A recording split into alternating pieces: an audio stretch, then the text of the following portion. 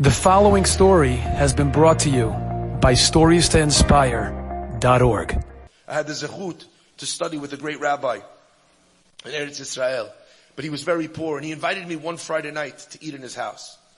I came to the house and I sit down, and they're giving out pieces of chicken to everyone at the table, and I realized that there was not enough pieces of chicken for everyone at the table. So when it came to me, I just took the plate and I passed it on to his kids. I wanted them to have. I didn't need another piece of chicken. I'm an American yeshiva bacher. I can get my hands on enough chicken. Anyway, the kid passes it back. I pass it back to the kid. The kid passes it back. I said, you know what? I'm not hungry. I'm not going to eat the chicken. The rabbi says to me, have it, have it. I said, no, Rabbi. And I'm ashamed to this day. I looked at my rabbi and I said to him, it's not right. You shouldn't come before, I shouldn't come before him. I'm not taking it. The boy gets up and he walks away and he starts crying. And I looked at my rabbi as if to say, look, now you made him cry. And he looked at me with such pity in his eyes. Amerikanish Mishug. He said, he's not crying because I didn't want to give him the chicken. He's crying because you wouldn't take the chicken. How do you build kids like that in a world like this? And I didn't know the answer until a little while later. I came to learn with him one night seder.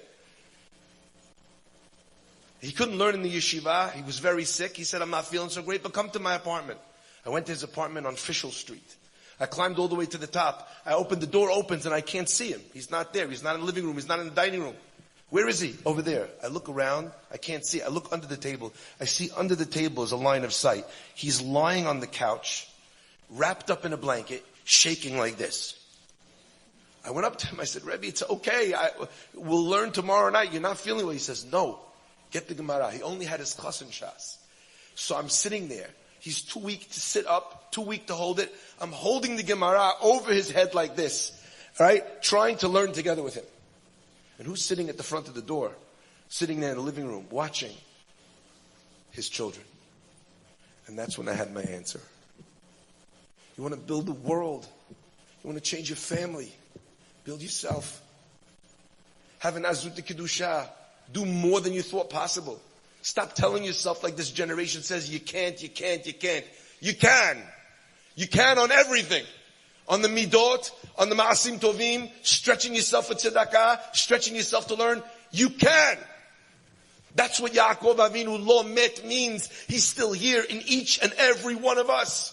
When we fight for another seder, when we open our eyes at night, we're reliving the Yaakov Avinu with his legs in a bucket of ice water. In each and every one of us lives on Yaakov. May Hashem bless us that we should be zocheh, to be great emissaries for those that came before us, to carry proudly the Misorah that we have, and be able to build ourselves and build a beautiful version of Am Yisrael. Enjoyed this story? Come again. Bring a friend. StoriesToInspire.org